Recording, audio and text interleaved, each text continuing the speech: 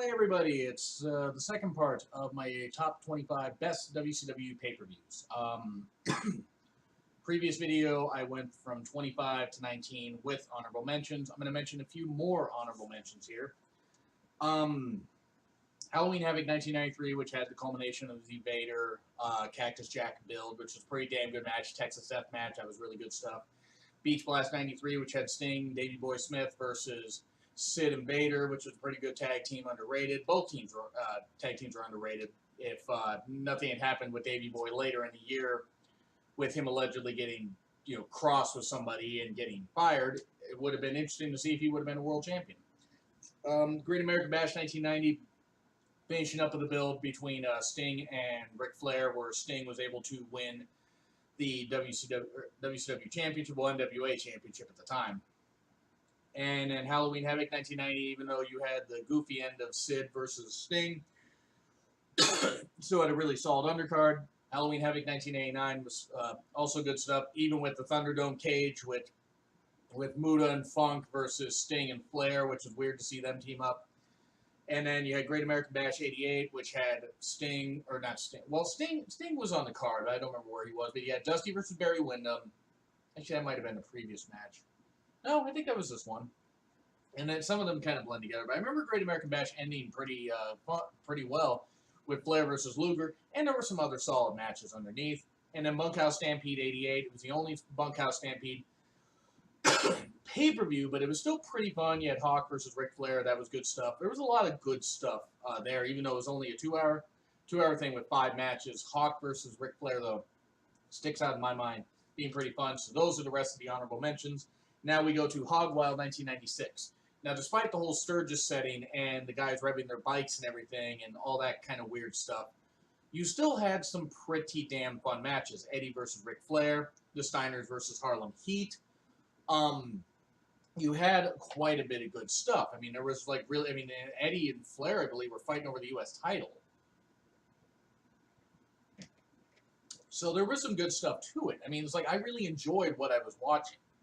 I really liked this. This was probably the only one that I even liked, because it still seemed like, even though storylines are kind of thrown together and everything, there was some good build, and at least the fans didn't take away from it as much. Now, the revving of the bikes did get annoying, excuse me, but it was still quite fun. And I mean, even if the Hogan versus Giant match at the end wasn't great, it was still a solid pay-per-view, in my opinion. So that's why it gets on the list. Slamboree 1996. So you have Luger versus the Giant. And then you have some other, crazy, you have some other craziness or whatever, but you still had a pretty damn good pay-per-view. I mean, yeah, it seemed like they were kind of, panicking a little bit because they were starting to get quite a bit of success, and they were really building up to almost taking over WWE after this pay-per-view happened. It was still really, really good, and I really enjoyed it. So I almost put Great American Bash 1996 on here, but I didn't quite put that there. That one was okay, though. But Slamboree 96 gets on there. It has a solid card and was worked pretty well, even with, even though, May was a bit of a shaky month sometimes for WCW. Right after this, you had Scott Hall and that kind of stuff come in, so that was good. And Super Bowl 1993, I enjoyed this one. I mean, you had an out-of-shape Barry Windham in there. Even though he performed well, it was still really kind of sad to see Barry Windham like that. But still, it was good stuff. You had still really solid work. You had a really solid card here. And I really enjoyed it.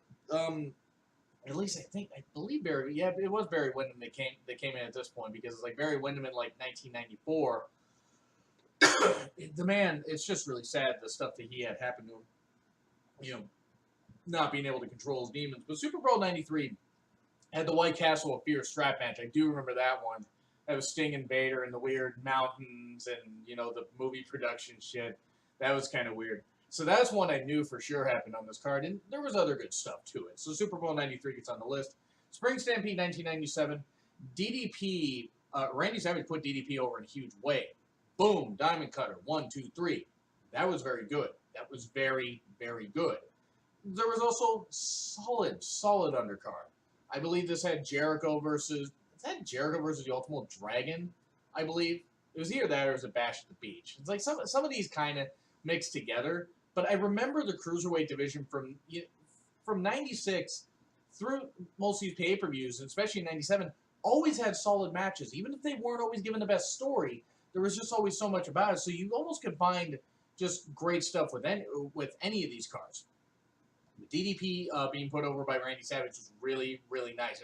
It spoke highly of Savage and what Savage thought of DDP. So I really enjoyed it.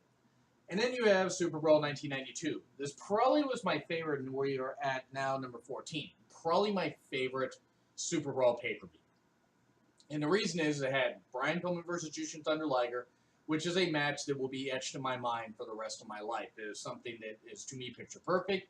Even with any botches that they had, picture perfect stuff, great moves. They had already worked together a little bit before, and then it was kind of funny that after this, they would open up the first episode of Nitro and tear the house down. This was right after Pillman had, a knee injury that kept him out for a while.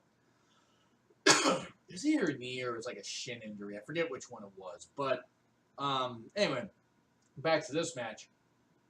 Brian Pillman and Jushin Thunder Liger were just perfect on this night. Just absolutely perfect. It was a wonderful work of art. WCW Light Heavyweight Championship. Pillman proved that he could be a hell of a light heavyweight champion. He wanted to make, from the time that belt was introduced, I believe back in '89, if I remember right, he wanted to make it mean more. I mean, it was actually, I think it was 91. I think it was 91. It was like one of the two. But when he came in '89, when he got the light heavyweight title, he wanted to make that mean more. And Brian Pillman was doing moves that a lot of American wrestlers weren't even thinking of, or at least a lot of famous ones weren't thinking of. The guy was doing, springs off the rope, air Pillman, where he's hitting the big clothesline, air Pillman where he's hitting the splash. Pillman was always doing such great work that it was natural he would get a chance to be the light heavyweight champion and make it mean something. And Jushin Thunder Liger is a perfect light heavyweight wrestler. I mean, he could compete against the heavyweights also, but he was one of the sole reasons that I started watching Japanese wrestling, besides the great Muta. Muta was somebody that I could really enjoy. He wasn't on this pay-per-view, but Muta and Liger were two that I really enjoyed. I really liked watching this match because, to me, it was exactly what you would appreciate with high-flying wrestling while having great psychology to it. You also had Sting versus Luger, and you had a number of other matches. You had Buff Bagwell versus the self-made man, Terry Taylor, Terrence Taylor or whatever, which was the $1 Million Man. I mean, Taylor-made man or whatever the hell he was called. And Terry Taylor fit the heel world perfectly. You had Jesse Ventura introduced as a new WCW commentator, and he got a huge contract, more than some of the stars, and that was kind of ridiculous because Jesse Ventura, I don't care what name he had back in the '90s. By the time WCW came around, he was phoning it in big time. I mean, really phoning it in, and it was kind of disgusting because no one deserved that. He did not deserve the huge contract he got. Now, I'm not faulting Jesse for taking the deal. I'm faulting WCW for giving him that deal. That was pretty ridiculous. But Super Bowl '92, there were a number of other matches that I do remember, but Pillman versus Liger and Luger versus Sting. This was I believe Luger's last WCW pay-per-view match. He lost to Sting, and then he actually went and signed with Vince and became part of the World Bodybuilding Federation because, that screams success. Oh, wait, no, it didn't. It didn't work very well. But Super Bowl '92, bookended by those matches, was really good, and there was good stuff in between it. Even Vinny Vegas, when Kevin Nash was Vinny Vegas, one of his majorly failed gimmicks, even when he was on there, it still worked pretty well. It was still good stuff. So yeah, there was a number of matches on there that I really enjoyed. So it was a pay-per-view that had a good flow to it. Now, Wrestle War 1990, Wrestle War Wild Thing is what this was called, and it had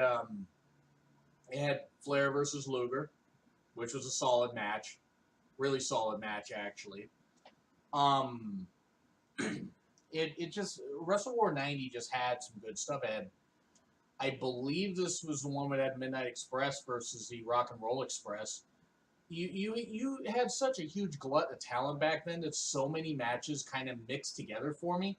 But just Wrestle War 90 had a good flow to it, even for the early Ted Turner WCW days.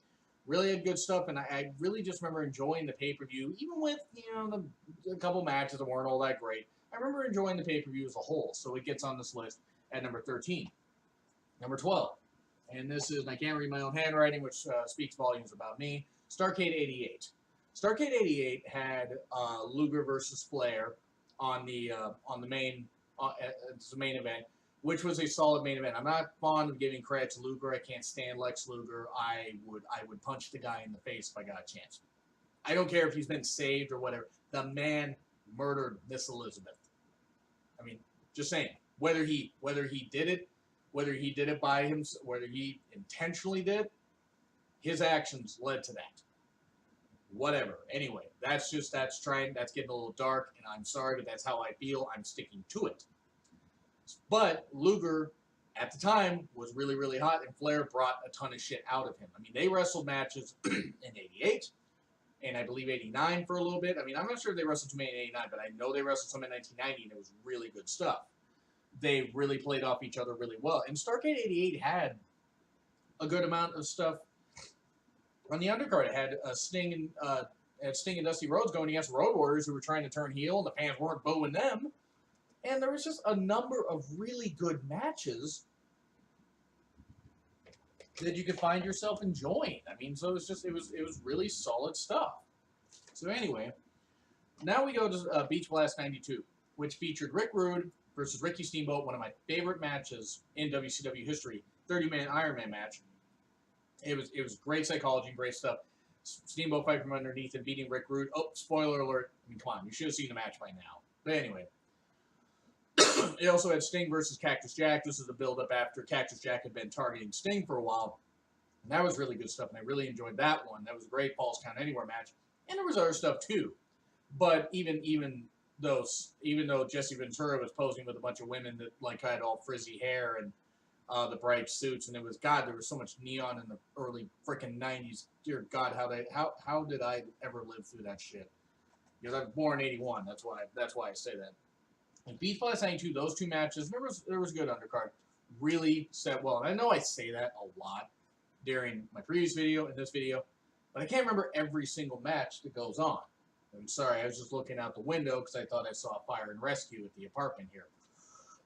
But Beach Blast 92 is something that really sticks out in my mind as being a very, very, very good pay-per-view. And it just actually misses out on being in the top 10. Number 10, Starrcade 83.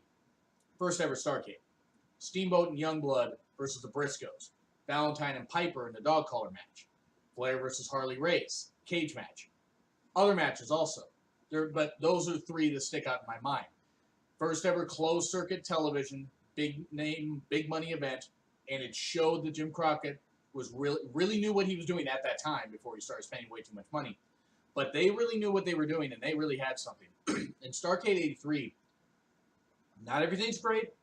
It's the dimly lit arena stuff and everything, the weird lighting, but it really had solid production values, but it focused on the wrestling. Yes, it had the entertainment aspect and the backstage interviews, but it was really good stuff. And Ric Flair winning, beating Harley Race, the Flair for the gold, was a great cap-off. And it proved Harley Race worked well, putting over Ric Flair. Sure, he'd win the title in 1984 or whatever on some house shows and drop it right back to Flair, but shut up. That never happened, according to the NWA, even though it was unrecognized.